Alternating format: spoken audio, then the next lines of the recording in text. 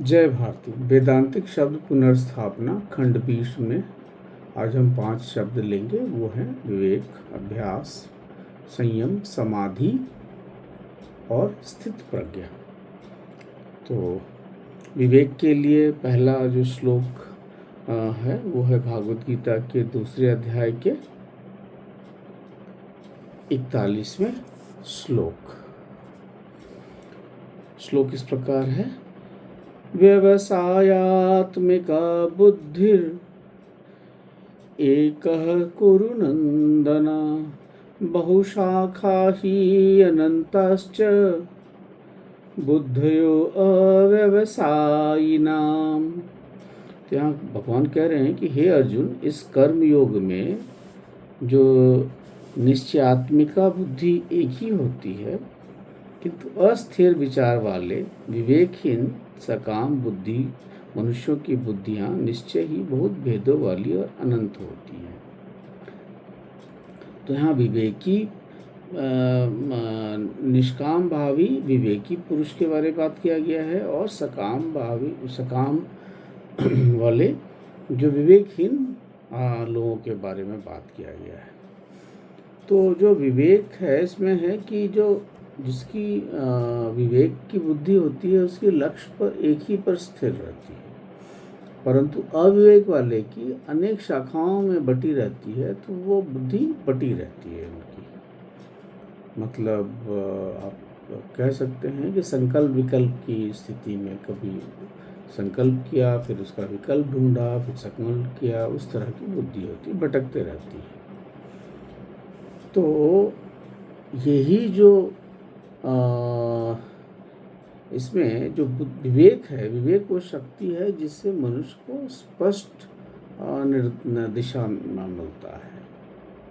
और जिस व्यक्ति में विवेक होता है उसकी बुद्धि स्थिर होती है, वो अनेक भ्रमों में उलझनों में नहीं पड़ता। अब इस शब्द की जो आधुनिक विकृति है वो यह हो गई है, विवेक मतलब दुनियादारी, जबकि यहाँ पे विवेक का अर्थ जो था वो था कि निष्काम भावी और निश्चयात्मक बुद्धि,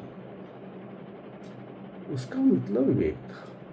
अब विवेक का यहाँ अर्थ हो गया है चतुराई या साधारण शब्दों में चालाकी। तो यह अंतर है। अब दूसरा शब्द लेते हैं अभ्यास। अभ्यास जिसका मतलब है निरंतर साधना और प्रयास। तो भागवत गीता के 6 अध्याय के 35वें श्लोक में, तो श्लोक है 6 अध्याय के 35वें श्लोक में, असंशयम महाबाहो मनो दुर्निग्रहम चलम अभ्यासेन तु कौन्तेय वैरागेण च गृह्यते। तो यहाँ पे भगवान जो है कह रहे हैं कि हे महाबाहो, निसंदेह ही जो मन चंचल और कठिनता से वश में होने वाला है, परंतु हे कुंती पुत्र, यह अभ्यास और वैराग्य के से वश में हो जाता है। मतलब आप अभ्यास और वैराग्य से उसे वश में कर सकते हैं।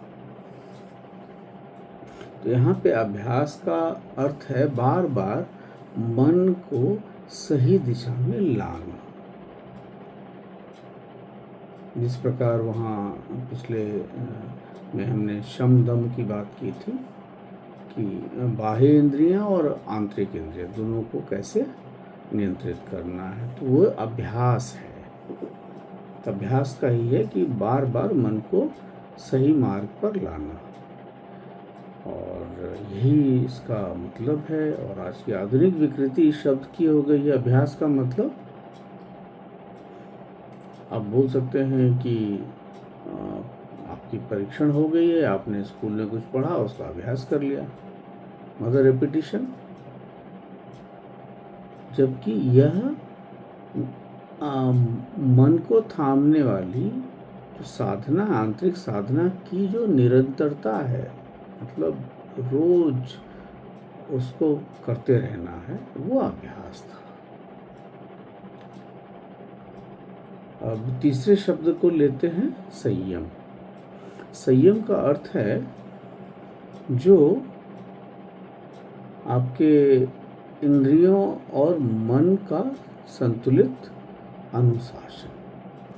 तो संयम के लिए दूसरे अध्याय के 98 जो श्लोक है उसमें भगवान ने इसको कहा है। तो श्लोक इस प्रकार है, यदा संघर्त चायम कुर्मो अंगानीव सर्वसा इंद्रियार्थेभ्यस तस्य प्रज्ञा प्रतिष्ठिता।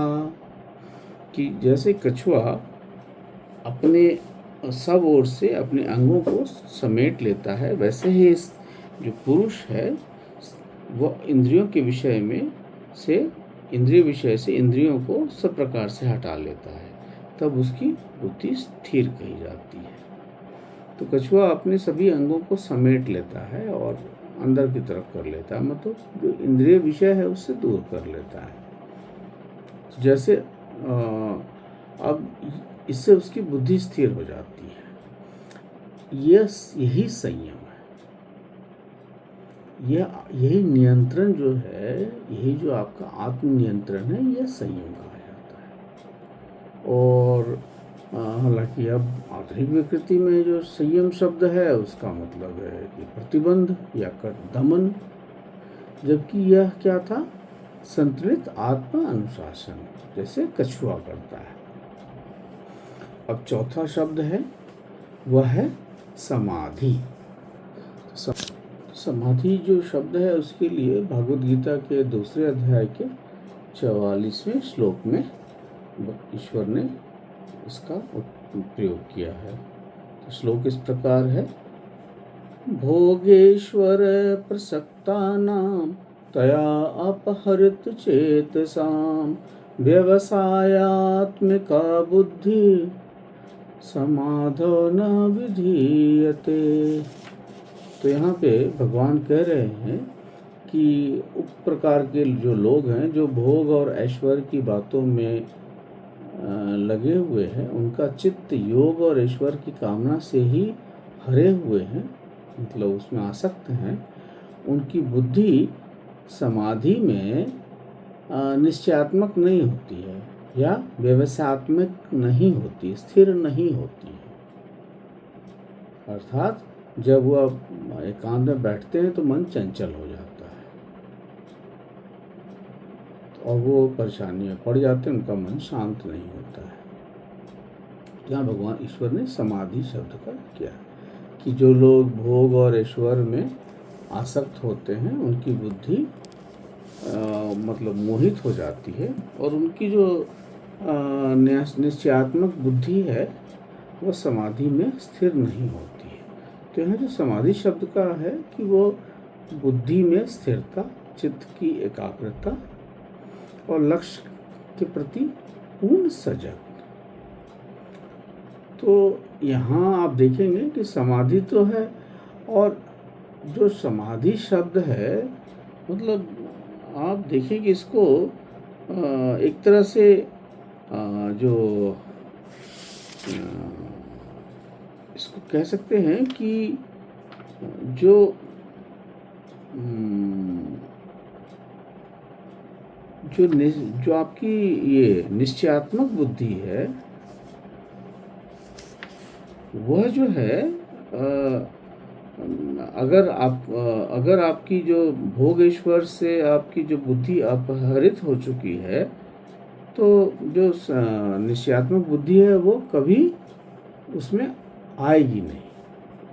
तो फिर क्या होगा कि फिर आप मतलब वो वापस उसी जो उसका चित्त तो हर लिया गया है तो उसमें आसक्त है, तो उसकी मन जो है जब समाधि में बैठेगा तो वो मन चंचल हो जाएगा। तो यही ईश्वर कहना चाह रहे हैं इसमें। तो यहाँ जो समाधि का तो ये बड़ा ही मतलब एक तरह का आप बोलेंगे कि स्थिर और विवेकी चित्त वाला हुआ, परंतु इसकी आज की डेट में अगर देखें तो विकृति कैसी हो गई है कि जैसे समाधि मतलब एक चमत्कार हो गया है। अरे वो समाधि में बैठे, साधु समाधि में बैठे, या कोई अलौकिक अवस्था, जबकि समाधि का तो मतलब था कि आप जो आप चिंतन करना चाह रहे हैं वो नहीं होगा, क्योंकि आपकी निश्चयात्मक का जो बुद्धि है वो चंचल हो चुकी है, तो आपकी समाधि घटेगी नहीं, मतलब आप उसमें स्थिर नहीं रह पाएंगे।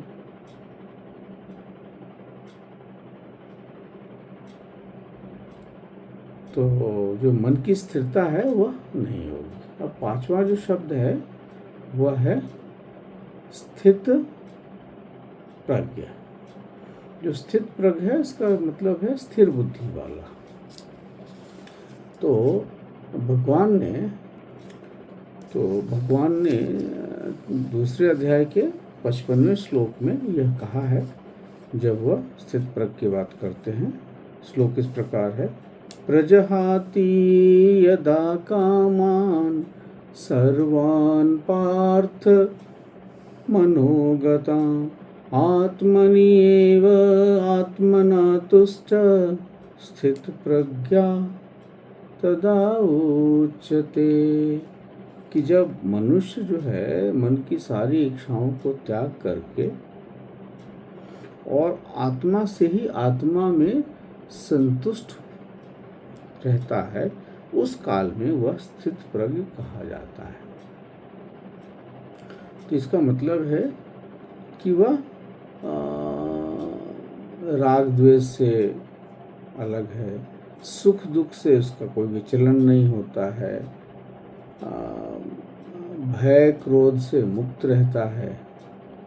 यह उसकी स्थित प्रज्ञ की जो उसको कहा जाता है।